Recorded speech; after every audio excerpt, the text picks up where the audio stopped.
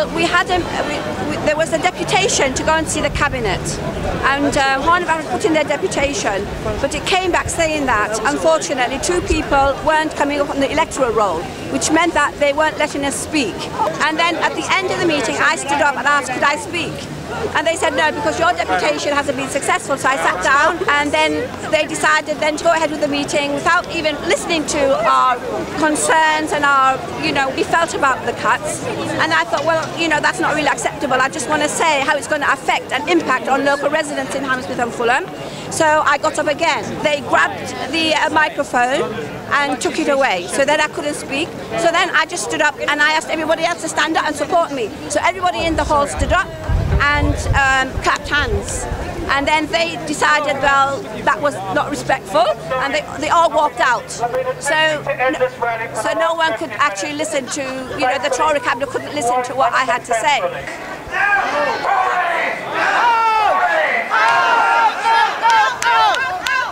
I was the Vice Chairman of the Management Committee of the Law Centre for many years. I've now retired because of the age I've reached, on a paltry pension, thanks to this government that doesn't give people proper pensions and is wanting them to work till they drop. Yes, I'm up at the Law Centre. We represent residents in Hammersmith and Fulham in actions or legal cases which they would not have representation for otherwise.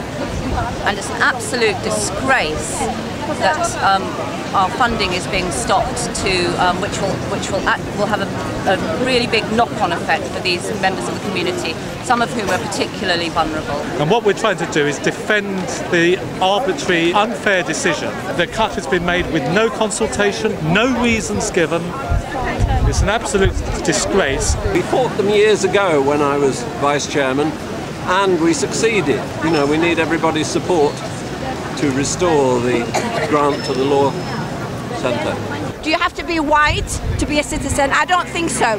We're going to fight this to the end. Even if they put us on the street, it doesn't make any difference. We'll sit on the street and provide our services, which we've provided for 20 years in this borough, helping vulnerable people, people who are either not just coming to this country newly, but being born and bred in this country, but could not access services. Some of our people, red, white, black or whatever, do not access services. And why shouldn't they? We want to be able to access services like everybody else, and we're not going to stand for it. Thank you. It's no filming in the public meetings. It's no filming in the public meetings. It's no filming in the public meetings. It's no filming in the public meetings. It's no filming in the public meetings. It's no filming in the public meetings. It's no filming in the public meetings.